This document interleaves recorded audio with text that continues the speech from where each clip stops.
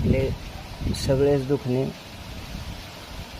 दवाखान्याने बरे होत नाहीत. बऱ्याच जणांचा अनुभव असेल, दवाखाना करूनही फरक पडत नाही. तर मग अशा वेळी काय करायला पाहिजे? एखाद्या देवाच्या ठिकाणी देवाच्या दर्शनाने बी आपल्याला बराचसा फरक पडत असतो.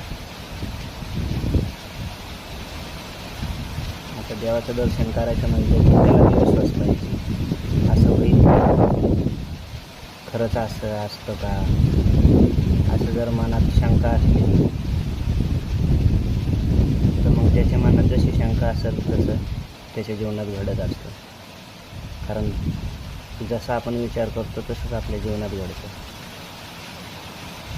चुकून काही त्या जीवनात नाही घडत, त्याचं कार्य समजा